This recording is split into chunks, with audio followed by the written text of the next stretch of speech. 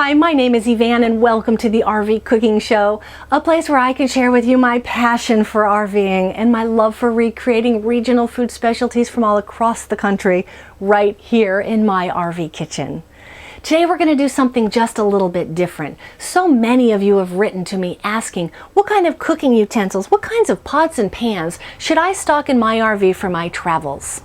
Today I'm going to tell you about the pots and pans that I bring along. I'm going to tell you about the things that I really love, the things that I really need, and the things that I wish I had. Once we're finished talking about our pots and pans, I'll show you how to make an easy and delicious warm tortellini salad. But now to the pots and pans. We'll start with our sauté pans. I have two with me. I've got a 12-inch non-stick sauté pan and I've got a 10-inch non-stick sauté pan. And to tell you the truth, I use the 12-inch all the time. I probably do not need the 10-inch. I hardly ever use it. I carry with me two saucepans, and these are a copper bottom Revereware pan. They're two different sizes. This one is just a little bit taller. I have two lids for them. I probably only need one lid, but I do need both the pans. Oftentimes I'll find that I have them both on the stovetop at the same time. By the way, I would suggest that you stock your RV with a separate set of cookware. And if that's a little pricey for you or you'd rather not spend the money, stop at your local Goodwill store. You'll find things like these beautiful pans, bowls, all sorts of great kitchen stuff that you can get for just a song. The next thing on my kitchen hit parade is my little mini chopper. I love this mini chopper. It's electric. I chop up all sorts of things from salsa makings to spices to coffee beans. Works really wonderfully. I've got my little silicone steamer here, and this is great when I want to steam some pot stickers or some vegetables. I just pop this in my great big soup pan, which I also love. Chilies, soups, steamed vegetables. Works really great. I use it all the time. Over here I have my toaster oven, and I couldn't live without my toaster oven. It does a great job when I'm cooking something like a pork loin that takes 45 minutes to an hour. It's great to warm up bread, and it doubles as a toaster. Love that. Here I've got my vegetable steamer that goes in the microwave. Simple enough. Take the lid off. It's got a little handled basket here. I put just a little bit of water in the bottom, my vegetables in the basket, the top on it, pop it into my microwave, and it does a fantastic job. These are my bowls, and I've got a set of 3 nesting bowls. They're glass, so they're a little bit heavy, but they were my parents', so I'm sentimental about them.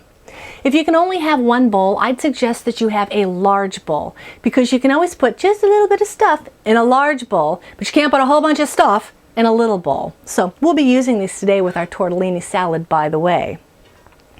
I've got a glass Pyrex measuring cup. This is a 4-cup measuring cup, and I only need one because what? If I need a cup, I just fill it up to the cup. I'm good to go. I've got this little strainer that works great as a colander for pasta, works great when I'm draining beans or rinsing some produce. That's all I need. Back here is my electric skillet, and in my RV the jury's still out on the electric skillet. I know a lot of RVers that love theirs. I'm not so sure, but I have it and I have used it. It works pretty good. Here's my crock pot. This is a 4.5 quart oval crock pot, and I love it. Every RVer should carry a crock pot with them. The last thing to show you is my pizza stone, and this happens to be a Pampered Chef pizza stone. I love it. This pizza stone works great for browning pizzas, wonderful for biscuits, and makes amazing chocolate chip cookies. Couldn't live without it. Find yourself a nice pizza stone. You won't regret it. So there you have it, all of the things that I use to cook with. Now what don't I need? I've got a blender underneath here. It's heavy, it was great when I had a house. It doesn't really work for me here in the RV anymore. What I wish I had was a little stick blender. That would be perfect for the RV. Another thing that I just had to have was my salad spinner, and I'll tell you what, it's up in the cupboard there. It hardly ever sees the light of day. Live and learn, right? Well, that'll do it for us on our pots and pans. You can log on to our website at rvcookingshow.com, and there you'll find a checklist that you can print out. You'll find tips on storage vessels that are great to carry in your RV, and lots of other wonderful things. So log on, and we'll go ahead and get ready. Pull out all the pots and pans that we're going to need for our tortellini salad, and we'll get cooking. This warm tortellini salad is absolutely simple to make, and it brings all the flavors of fabulous spring vegetables right to your table. So we've got some water boiling in the back. The first thing we're going to do is we're going to boil our cheese tortellini.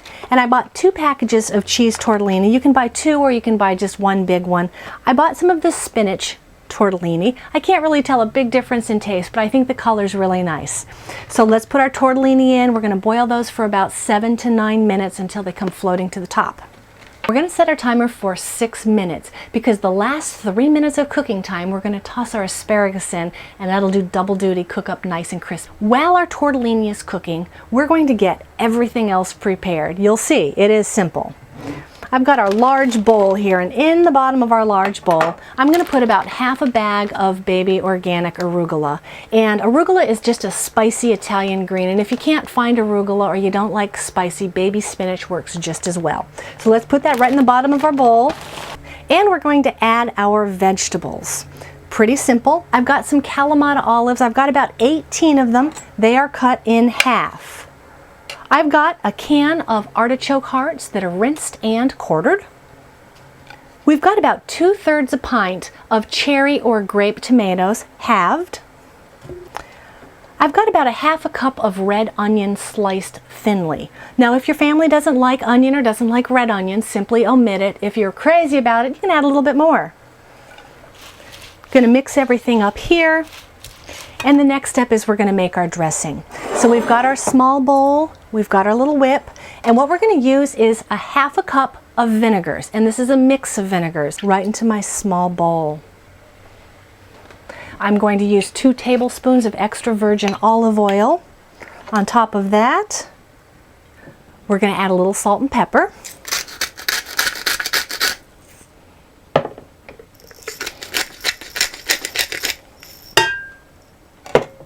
Whisk it around, and that's it. Now we'll just wait for the tortellini and the asparagus to be cooked, and we'll be ready to eat. The tortellini are going to be done in 3 minutes, so now it's time to add our asparagus to the boiling tortellini water. While we wait for our pasta to cook, let me give you a little tip. Asparagus is a delicious spring vegetable, but how do you know where the tender part ends and the woody stalk on the bottom begins? Well, it's simple. You don't even have to guess. Hold on to the top of the asparagus and the bottom of the asparagus and bend it until it snaps. Above where it snaps is the nice, tender, delicious part. The bottom part is the woody part. Do not eat this part, discard it, and you will love your asparagus. We're going to drain this using my little strainer colander right on top of my vegetable mix, just like that. The heat from the tortellini and asparagus will wilt the arugula just right and warm everything else up. So we're going to give it a good stir. Next, we're going to dress it, mix it up, and pour it just right on the top, every last drop of it. This is a bowl full of delicious warm tortellini salad, and I think you can see what I meant when I said a big bowl is really necessary for dishes like this.